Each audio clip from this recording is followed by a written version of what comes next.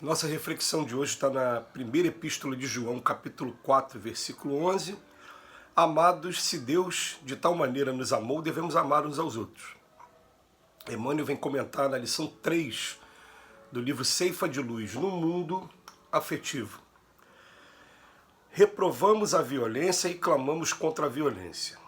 No entanto, na vida de relação, muito raramente nos acomodamos sem ela quando se trata de nossos caprichos. Muito comum, principalmente quando amamos alguém, exigirmos que esse alguém se nos condicione ao modo de ser. Se os entes queridos não nos compartilham gostos e opiniões, eis-nos irritadiços ou estomagados reclamando contra a vida. Todavia, a paz da alma requisita compreensão, e a compreensão conhece que cada um de nós tem a sua área própria de interesse e de ideais. A natureza é um monstruário dos recursos polimórficos com que a sabedoria divina plasmou a criação. Todas as flores são flores, mas o gerânio não tem as características do cravo, nem a rosa da violeta. Todos os frutos são frutos, mas a laranja não guarda semelhança com a pera. Além disso, cada flor tem o seu perfume original, tanto quanto cada fruto não amadurece fora da época prevista. Assim também as criaturas, cada pessoa respira em faixa diversa de evolução. Justo nos detenhamos na companhia daqueles que sentem e pensam como nós, usufruindo os valores de afinidade.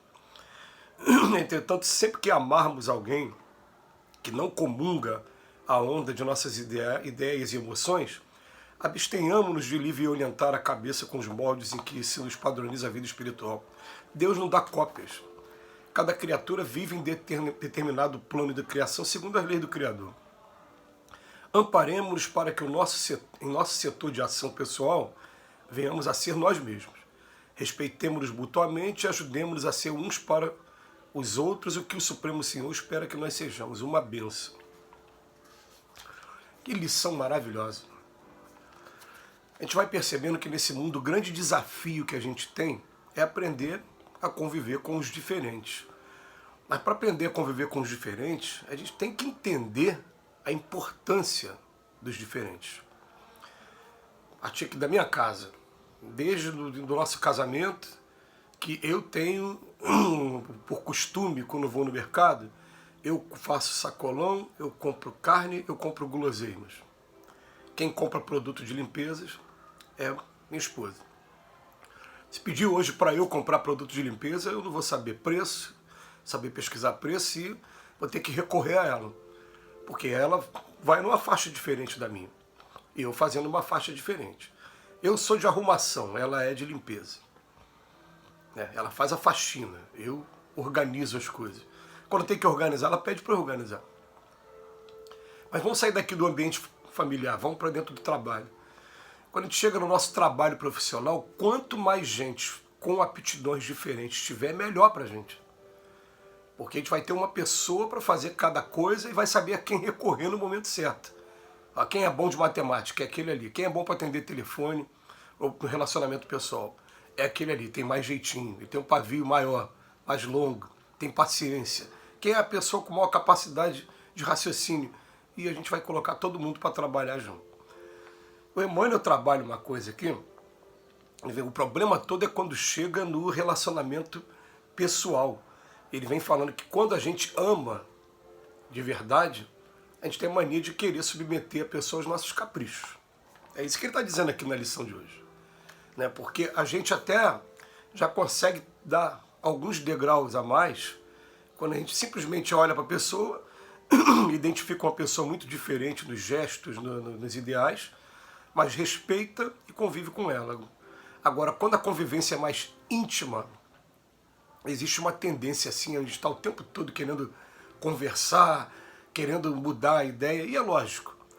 A gente está aqui com o nosso querido baiano, quando falava, eu prefiro ser essa metamorfose ambulante do que ter aquela velha ideia formada sobre tudo. A gente prefere sim, aliás, nos debates, nas discussões, surgem as grandes ideias. Mas a partir do momento em que a gente condiciona, só vai acontecer se for dessa maneira, da maneira que eu quero.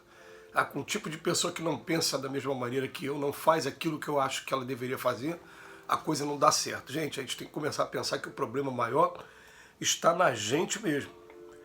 Fala assim, que se os entes queridos não nos compartilham gostos e opiniões, a gente fica irritadiço, estomagado, reclamando contra a vida. Emmanuel faz uma comparação com a natureza que é simples da gente fazer, mas é bom quando o Emmanuel faz para a gente poder tá recordando. Cada planta, cada fruto, vou acrescentar, cada animal tem a sua característica própria. Tem o seu tempo de vida próprio. O tempo de vida próprio é diferente do gato e do cachorro, que são dois animais bastante domésticos. Alguns pássaros também, que são criados dentro de casa, às vezes em cativeiro, tem tempo de vida completamente diferente também. A gente simplesmente olha, respeita. Se eu quiser que o cachorro coma a mesma coisa que o gato, eu vou estar condenando um ou outro à morte. Pássaro, então, nem se fala. A natureza dá exemplos pra gente. Ah, mas a gente quer pegar pessoas que pensam igual a gente. E é interessante, né, que o raciocínio deveria ser o contrário. É sempre bom você estar cercado de pessoas que você, à primeira vista, no seu julgamento, você acha que elas estão além da gente. Que a gente está sempre aprendendo. Elas estão trazendo informações novas, novas reflexões, novas maneiras, e a gente vai observar aquilo que se afina, que pode ser aproveitado, e aquilo que simplesmente não, a gente só respeita e acabou. Mas uma coisa a gente vai ter que colocar na cabeça, querendo ou não querendo, se a gente está realmente matriculado na escola do aprender a amar, ao próximo como a si mesmo.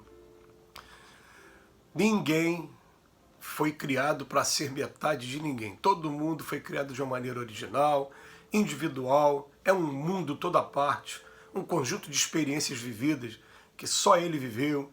Ele pode estar vindo de uma outra cultura, pode estar vindo de um outro lugar, com costumes completamente diferentes. E agora essa encarnação está chamando para aquela experiência, para aquele conjunto de novas informações. E a gente tem que aprender a respeitar se a gente quiser viver bem. Ou a gente vai ficar naquela situação da mola, né? Apertando, apertando, apertando, para chegar uma hora quando explode, vem a violência. O Emmanuel começa a lição falando assim, ó, reprovamos a violência, mas dificilmente a gente fica sem ela quando se trata dos nossos caprichos. Emmanuel está falando da violência no sentido amplo, porque existe a violência física, que é a mais triste de todas, a violência verbal, que é a faixa mais comum onde a gente se encontra aqui na Terra. Quem ousa discordar disso? Hoje a violência que está mais em voga é a violência verbal, não é violência física. A violência física já teve a sua época, principalmente na época da Idade Média, né? Essa época mais primitiva. Ela ainda choca, mas o que está em evidência hoje é a violência verbal. Por isso que Emmanuel tem a razão aqui. E a gente vai chegar ao ponto ainda um dia de falar sobre a violência ainda no pensamento. Mas por enquanto a nossa aqui é a verbal e excepcionalmente a física também. A gente tem que começar a controlar, né? Tem que fazer um esforço para controlar quando a gente encontrar pessoas que não pensem igual a gente. É justo que a gente fique sim na companhia daqueles que sentem e pensam com a gente, tudo bem. Mas quando a gente ama alguém, ele até chama atenção. Quando ama alguém, você coloca o foco naquela pessoa. Isso vai acontecer com muita frequência com relação aos nossos filhos. Porque filho é incondicional. Você vai amar, querendo ou não querendo, faz parte da lei da natureza, é uma coisa mais forte que a gente. E aí você vai encontrar, às vezes, o filho com um pensamento completamente diferente, com uma missão completamente diferente. E ele bota aqui pra gente, né? Abstenhamos-nos de lhe violentar a cabeça com os moldes em que se nos padroniza a vida espiritual.